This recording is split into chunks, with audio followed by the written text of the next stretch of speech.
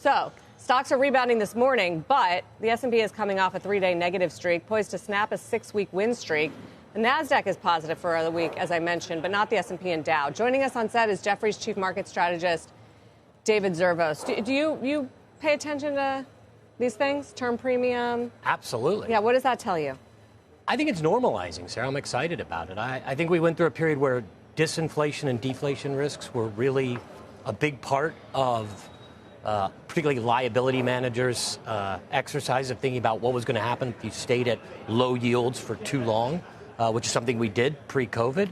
And now we're more balanced. We've had kind of a pretty big inflation shock in the last few years. And so it's more balanced. So term premiums, to me, are more balanced. That's still a low term premium by 20 to 30-year standards. Term premiums used to be much higher. We only got to these negative term premiums after a decade plus of missing our inflation targets. So it's not a deficit supply story? I don't think so. Because that's last time it rose, that was sort of the concern around treasuries. I think people have really overplayed this debt deficit story. Every CEO, every big, trader on Wall Street, that's all they want to talk about. Like, we're overextended, our kids can never pay this back. You know what the reality is? Our debt to GDP ratio has actually come down from 133% at the peak in 2021 when we jumped it up to deal with 15 million people being unemployed very quickly because of COVID. It's all the way back to 120. And it's headed lower because growth has been so strong. So I know it's not back to 105, which is where we started in 2019 before COVID. But we're in a high growth period, so it should... High nominal growth. And a lot of it is we've inflated a lot of that away. Well, not after we went to war with COVID. I mean, you look at the amount that our debt to GDP went up. It went from 105 to 133. That looks like something that happened in World War II or World War I. We're back to 120. I feel really good about that. And I also, I guess, at the end of the day, if we were going to have debt and deficit problems, the whole years of the post-GFC, we took debt to GDP from 60 to 105. We almost doubled our debt to GDP ratio, particularly under the Obama administrations, both of them. When did we have any problem with yields? When did we have any discussions about debt and deficit? Although we had incredibly low rates during that period. Interest costs did not bubble up as a huge issue, which now you hear $1 trillion and it gets your attention. Yeah, $1 trillion relative to a $29 trillion economy, which back then was a $16 trillion economy. True. So I think you got to put that in percentage of GDP, which is always important. But I think it's overblown. Like Janet Yellen a little, doesn't he? Yeah, I mean, you do. You and Janet Yellen are the only ones not worried about the deficit right now. I think it's overblown. I don't worry about it as much. I think there's lots of other things to worry about, but that's not like what? Top on my what are you primarily list. Worried about? What am I primarily worried about? I'm primarily worried about, I think from the fiscal side, I just worry about the government crowding out the private sector. This is what I don't like. I don't like big government coming in and doing effectively what Japan has done for 30 years, which is push the private sector out, have a big debt to GDP ratio, and basically make it harder for businesses to be productive and entrepreneurial. That I don't like. So I would like to see smaller government. That's why I would prefer smaller deficits and debt. But I don't really worry about like a debt crisis. I just think it creates, lower growth. I think it creates a more government-run economy. You think our corporates are not dominant enough?